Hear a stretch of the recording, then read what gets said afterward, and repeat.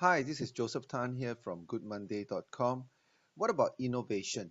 A lot of organizations talk about having a culture of innovation, having innovative employees, and what is usually done in order to promote innovation is to run campaigns, activities, and we run reward programs and trying to get the employees to be more open-minded and to be more innovative.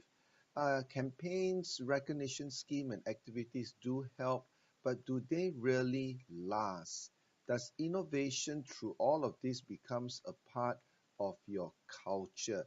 There is two stumbling blocks that stops innovation from being a part of your culture. Let's go. There are two stumbling blocks to implementing a culture of innovation, and the two stumbling blocks are pride and prejudice. Now, pride and prejudice are two human behaviors that prevents the culture of innovation from being a really part of the attitude and mindset of your employees or team members. Now, what sort of pride are we looking at? We are looking at positional pride.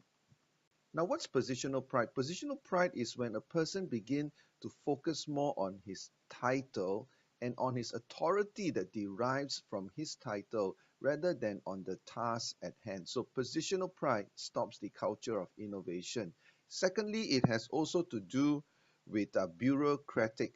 When you have bureaucratic processes that hinders the flow of good ideas, it also stops the culture of innovation. So sometimes it's not just passion alone, process needs to be considered. Are you having bureaucratic process that stops the culture of innovation?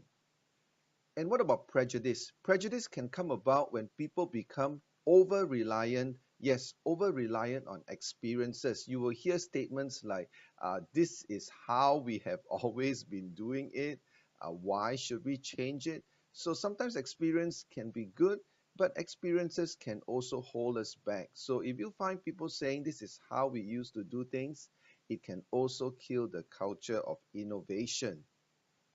The other thing that can also inculcate prejudice is the practice of favoritism.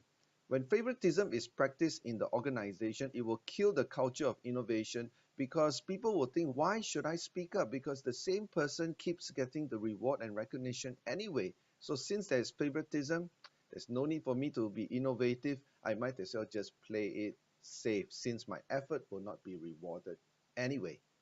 Now, here's the million-dollar question. How can you tell whether if your organization have pride and prejudice working within it? Well, you will usually see this green-eyed monster rearing its ugly head, and that is jealousy.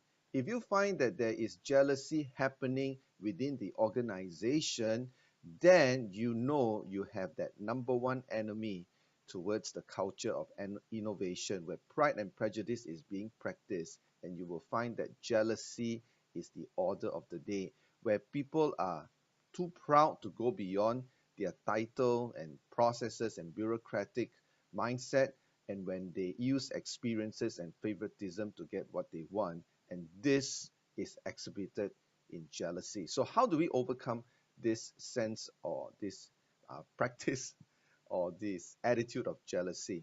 Here are two simple but not easy solutions to overcoming jealousy. One is we need humble leaders.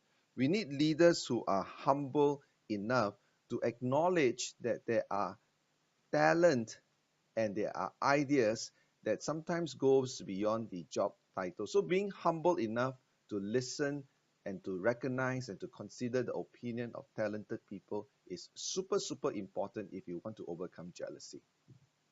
Secondly, you must have an inclusive culture. Learning how to include people from diverse backgrounds. Leaders are those who are comfortable with working with those who are different from themselves. If everybody is the same as you, think like you, talk like you, and act like you, there will be no innovation and you end up being a close-minded ghetto culture, and you have just planted yourself deeper into this practice uh, of being prejudiced, especially towards newcomers. So, how do you overcome this spirit of jealousy which works against innovation? Be humble enough to recognize talent and be inclusive enough, especially to people who are different from you.